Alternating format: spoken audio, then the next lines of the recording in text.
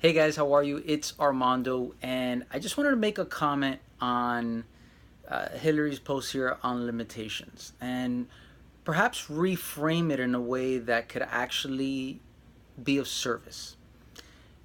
Have you ever been to a restaurant and they have an expansive menu, and all of a sudden you find yourself unable to order because there are so many options? The experience of that very often leads to like a freeze mentality. It actually stops you from enjoying the experience, and many times, versus if you go to a restaurant and it has maybe 10 options or 5 options, and you look at it and you're like, okay, great, I know exactly what I want from here. There's just less options. And one of the tendencies to think is limitations are a negative thing.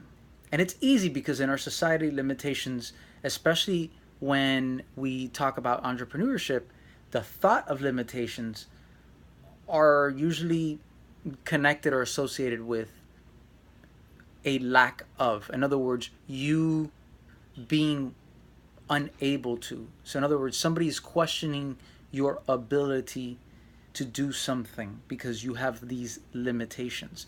But I want to read something for a second. The definition of limitation says a limiting rule or circumstance is a restriction.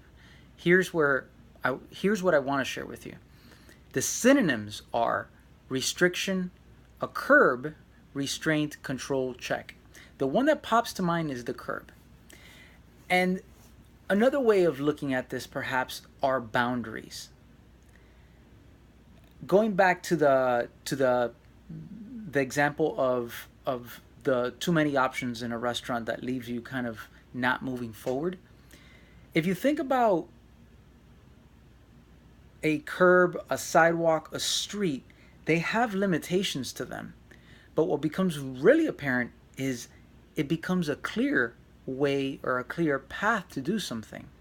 And very often, what may seem as a disadvantage is a way of you looking at a situation that can really shift the paradigm of the way things are done.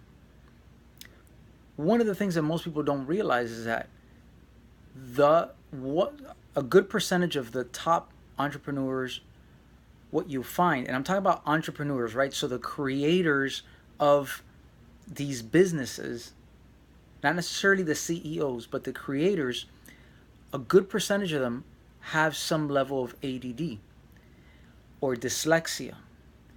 And one of the reasons why they've been able to make such massive shifts in the market is because they've had to look at the world in a different light their entire life. And so they've always had to have these hacks or workarounds to play the games that everybody else was playing, to do the things that everybody else was doing. And so when it came to solving a problem, they had a skill set of looking at the world in a different way that actually served them much better to break apart from the norm, which is really what, as an entrepreneur, very often you're trying to do is set yourself apart.